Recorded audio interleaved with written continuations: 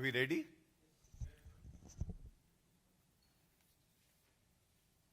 सभी पत्रकार बंधुओं को नमस्कार। आज ये प्रेस वार्ता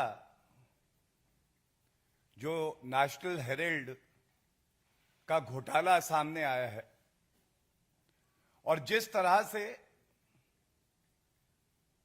अराजकता हम कांग्रेस पार्टी के नेताओं द्वारा जो की जा रही है उसे देख रहे हैं, उस पे ये प्रेस वार्ता है। और इससे पहले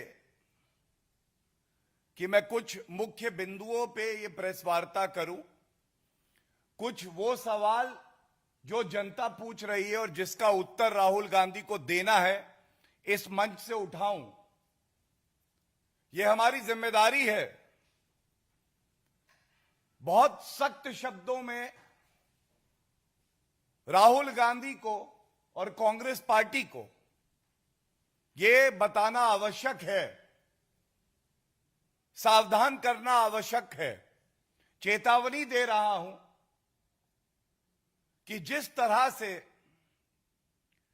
अमर्यादित आचरण कांग्रेस पार्टी द्वारा, राहुल गांधी द्वारा और उनके जो वरिष्ठ नेता हैं उनके द्वारा किया जा रहा है, यह कतई उचित नहीं है।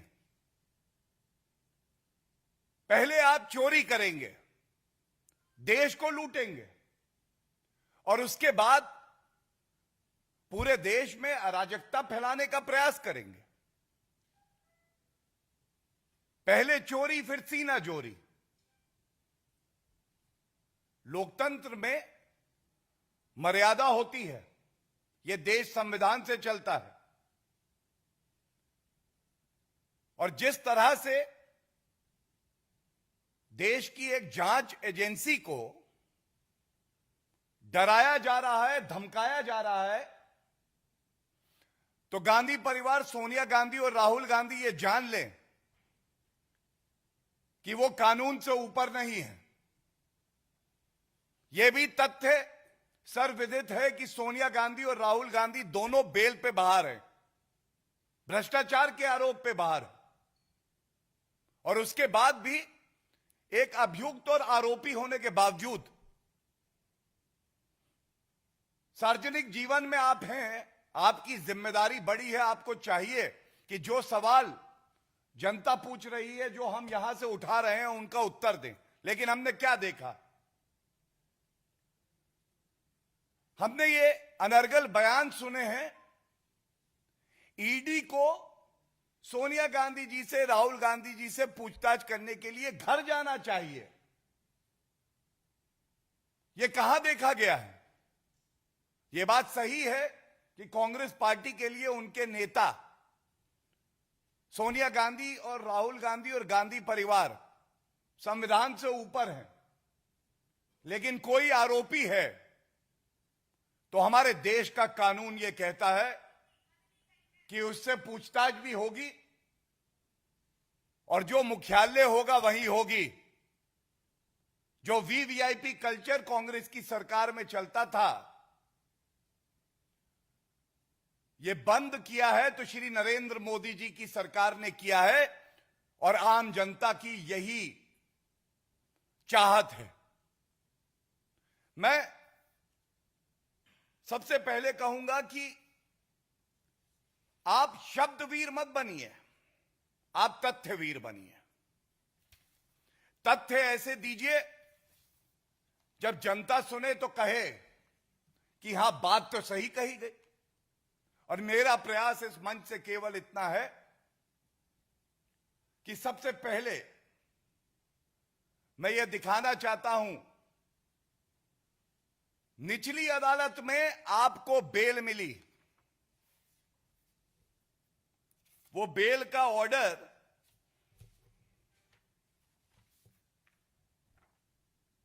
आपको एक आरोपी मानता है।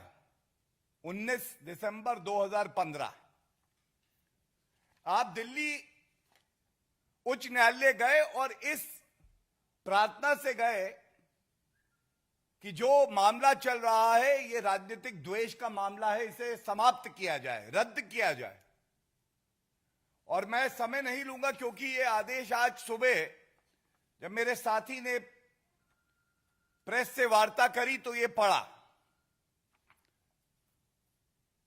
दिल्ली हाईकोर्ट ने कहा कि ये मामला रद्द नहीं होगा, लेकिन एक लाइन में सर्वोच्च न्यायालय का आदेश लेके आया हूं, यह जरूर पढ़ूंगा और उसके बाद वो सवाल पूछूंगा जो जनता पूछ रही है। 12 फरवरी 2016 सर्वोच्च न्यायालय, पहले पृष्ठ पे क्या लिखा है? याचिकाकर्ता सोनिया गांधी जो एक्यूज्ड है, इन्होंने मांग करी मामला रद्द हो। सर्वोच्च न्यायालय ने जो कहा वो लाइन मैं जरूर पढ़ूंगा। Insofar as the determination rendered by the High Court in rejecting the prayer for quashing the proceedings against the petitioners is concerned, we find no justification in interfering therewith. हम हस्तक्षेप नहीं करेंगे। तो मेरा पहला सवाल आपसे यह है, क्या सर्वोच्च न्यायालय में, उच्च न्यायालय में सोनिया गांधी और राहुल गांधी की आस्था नहीं है? क्या आपकी आस्था इस देश के सर्वोच्च न्यायालय और उच्च न्यायालय में नहीं है? ये बताइए जनता को। इसके बाद यह बात सर्वविदित है कि किस तरह से जो अब इस दुनिया में नहीं है, कांग्रेस पार्टी के वरिष्ठ नेता रहे, गांधी परिवार के करीबी मोतीलाल वोरा जी पे ठीकरा फोड़ा जा रहा है। हमें तो कुछ पता ही नहीं है। जो भी किया मोतीलाल वोरा ने किया।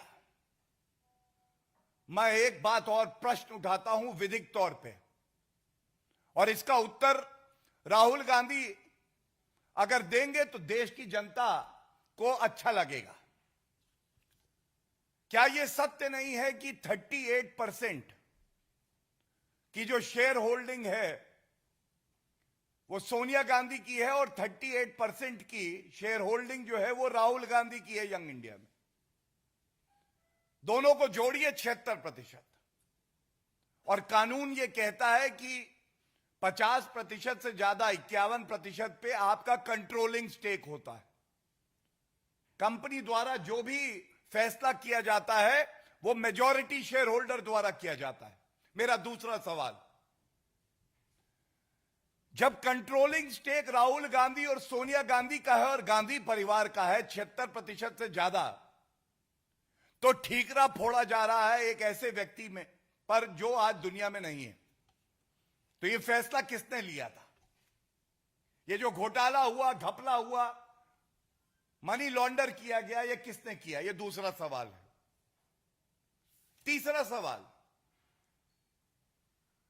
डोटेक्स नामक एक कंपनी है जो 1 करोड़ का लोन, 1 करोड़ का लोन देती है यंग इंडिया को, और यंग इंडिया वो कंपनी है जिसके पास 1 रुपए का असेट नहीं, जिसकी वैल्यूएशन 0 है।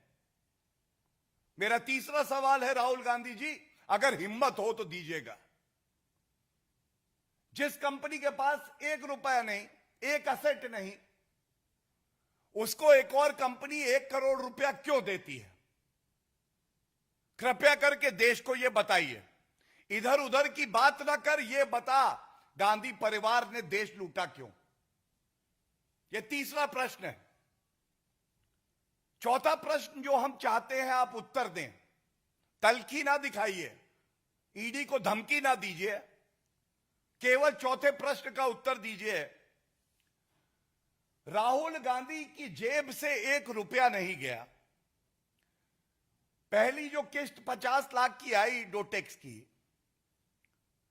वो उन्होंने पे करा,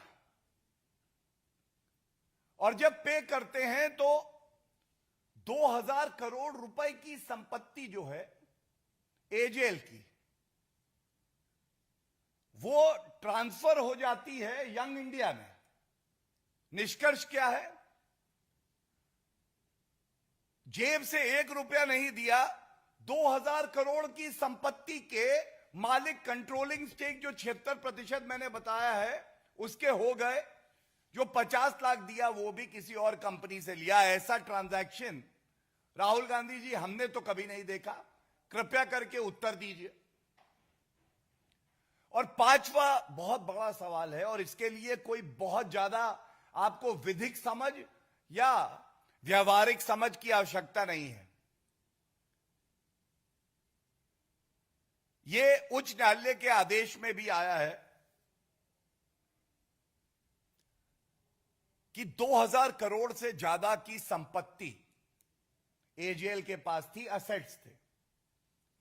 लोन था 90 करोड़ का। यह बात और है कि एक पॉलिटिकल पार्टी अपने वर्कर से चंदा लेके दूसरी कंपनी को लोन देती है, यह कितना उचित है। लेकिन उसमें ना जाते हुए मैं एक जो बड़ा प्रश्न कर रहा हूं, आपके पास जेब में 2000 रुपए हैं, 2000 करोड़ का मामला है इसलिए 2000 रुपए, और 90 रुपए आपको किसी को देने हैं। 90 करोड़ का लोन है तो आप 2000 के पूरा का पूरा दे देंगे। आप उस असेट को बेच के 90 करोड़ का लोन दे सकते थे, लेकिन नहीं। मंशा क्या थी? मंशा यह थी कि ये 2000 करोड़ की जो संपत्ति है ये किसी तरह से यंग इंडिया में पहुंच जाए। ये मेरा पांचवा सवाल है, और मैं बड़ी जिम्मेदारी से आज ये बात कहता हूं। ये सवाल देश के सवाल हैं। आप ये जो बार बार कहते हैं, मैं आदरणीय प्रधानमंत्री श्री नरेंद्र मोदी जी से नहीं डरता हूं। राहुल गांधी जी, जो आपका ट्रैक रिकॉर्ड रहा है, जो आपके परिवार का ट्रैक रिकॉर्ड रहा है, भ्रष्टाचारी परिवार जिसके 3 सदस्य बेल पे बाहर हैं। कोई राजनीतिक परिवार है क्या भारत में जिसके 3 सदस्य बेल पे बाहर हो? सोनिया गांधी, राहुल गांधी, रॉबर्ट वाड्रा। यह बात सही है कि आपको अगर डर नहीं लगता है तो डर नहीं लगता है भ्रष्टाचार करने से। आपके परिवार को और पार्टी के लीडर को डर नहीं लगता है तो वो कानून तोड़ने से, और आपको डर नहीं लगता है जब आप धमकी देते हैं देश की एक जांच एजेंसी को। लेकिन यह भी सत्य है राहुल गांधी जी, आपको डर लगता है। आपको कानून से बहुत डर लगता है, क्योंकि अगर कानून से डर ना लगता होता, और आपका यह आरोप है कि राजनीतिक द्वेष से यह सारा मामला चल रहा है, तो आप सबसे पहले एक नागरिक की तरह न्यायालय का दरवाजा खटखटाते, एक आदेश लाते और कहते ये देखो, ये सत्य है, ये प्रमाण है मेरी ईमानदारी का। वो आप नहीं कर पाए। आपको उत्तर देने से बहुत डर लगता है। जब आपसे मुश्किल प्रश्न पूछे जाते हैं तो आप घबरा जाते हैं, तो आप इधर उधर की बात करने लगते हैं। और मैं बड़ी जिम्मेदारी से एक बात कहूंगा, एक नया प्रचलन है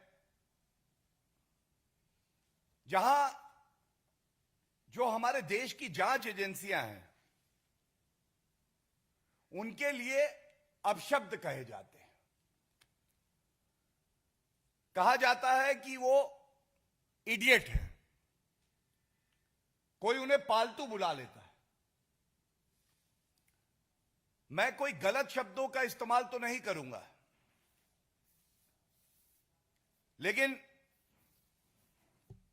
आज मैं आपको एक तथ्यों के आधार पर बात जरूर कहूंगा। जिसको गांधी परिवार के समर्थक और लीडर इडियट बुलाते हैं, उस ईडी ने 1,05,000 करोड़ रुपए की जो अवैध संपत्ति है उसे जब्त किया है। उसने 992 चार्जशीट दायर करी है न्यायालय में, जिससे कि जो देश को लूटते हैं उनको सजा हो सके, और 400 गिरफ्तारी करी है और 25 लोग कन्विक्ट करवाए हैं। लेकिन दुखद यह है, खुली छूट है कांग्रेस में कि आप जांच एजेंसियों के लिए पालतू जैसा शब्द का इस्तेमाल करिए, उन्हें इडियट बुलाइए। और कांग्रेस पार्टी के लिए जो जीनियस है, आप जानते हैं आइंस्टाइन से ज्यादा जिसे समझ कांग्रेस पार्टी वाले कहते हैं है, उसका ट्रैक रिकॉर्ड देखिए। कौन आरोप लगा रहा है? आज राहुल गांधी बेल पर बाहर हैं, यह सत्य है। जनता ने उनको नकारा है। अमेठी का चुनाव वो हार गए, 40 चुनाव वो हरवा चुके हैं। संसद वो जाते नहीं, उनकी अटेंडेंस 40% है। ये है जीनियस।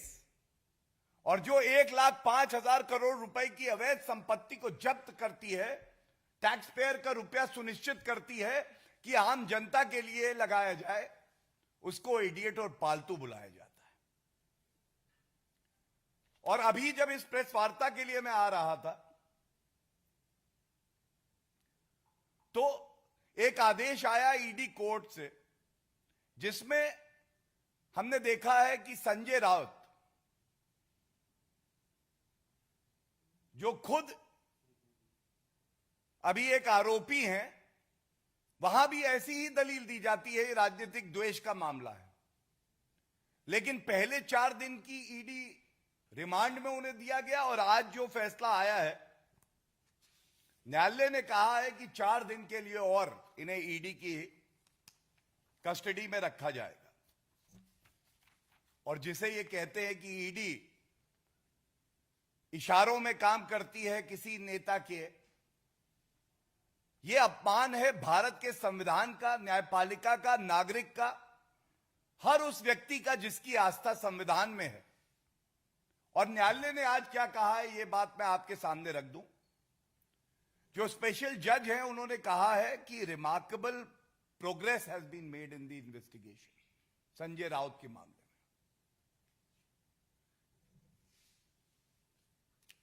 इसी तरह से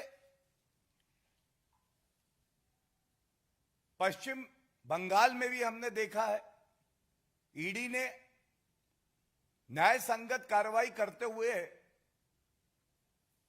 जो कदम उठाए, हमने देखा कि गुलाबी नोटों के पहाड़ दिखाई दे रहे थे, उसमें कार्रवाई हुई, किसी न्यायालय ने हस्तक्षेप नहीं किया। लेकिन बुरा कौन है? जांच एजेंसी है। सारे भ्रष्टाचारी इकट्ठे हो रहे हैं। जब देश को लूटते हैं तब नहीं सोचते हैं, लेकिन जब सवाल पूछो तो कहते हैं कि जो सवाल पूछ रहा है जांच एजेंसी बुरी है, इडियट है, पालतू है। यह इस देश के लिए कितना उचित है? इसीलिए ये राजनीतिक दल अलग थलग पड़े हुए हैं।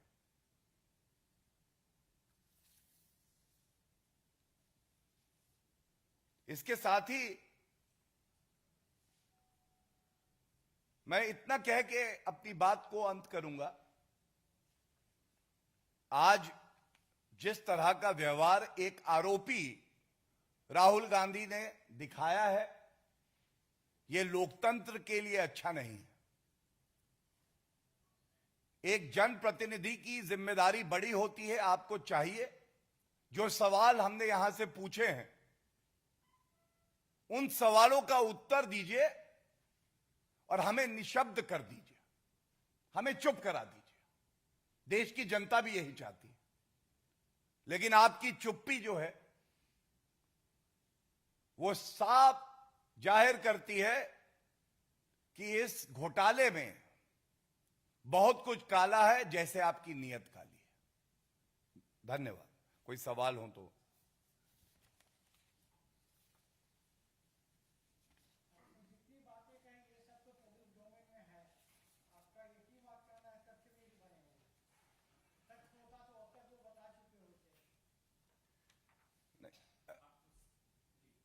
मैं इतना ही कहूंगा कि सबसे ज्यादा विद्वान जो हैं पत्रकार माने जाते हैं, और अगर आपका विवेक भी यही कहता है कि इन तथ्यों में दम है, तो जरूरी हो जाता है कि इन प्रश्नों का उत्तर गांधी परिवार दे।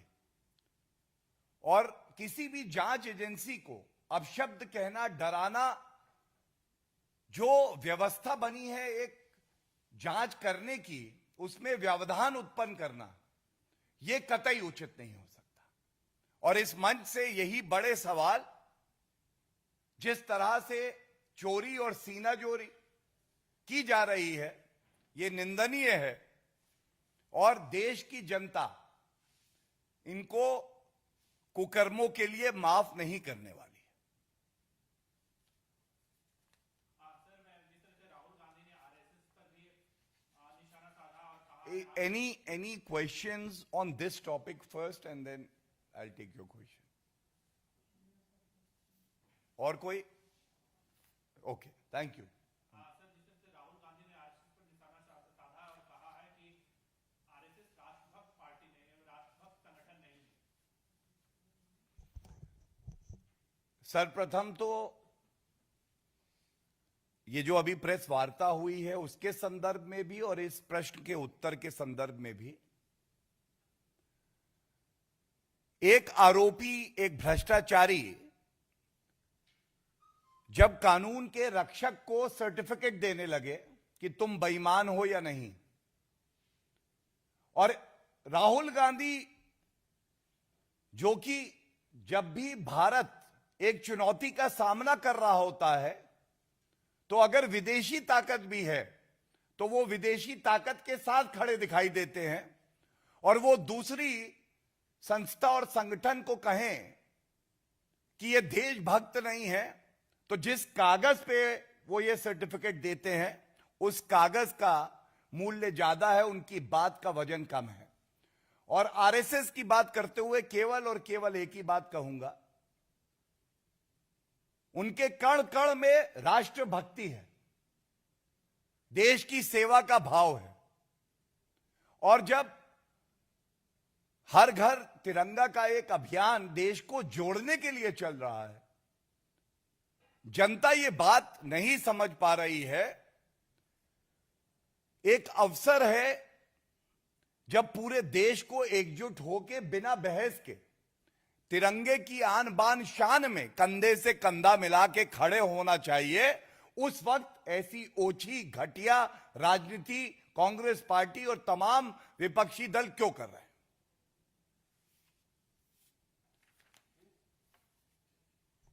That's it. Thank you so much for coming on a short notice. I'm very grateful.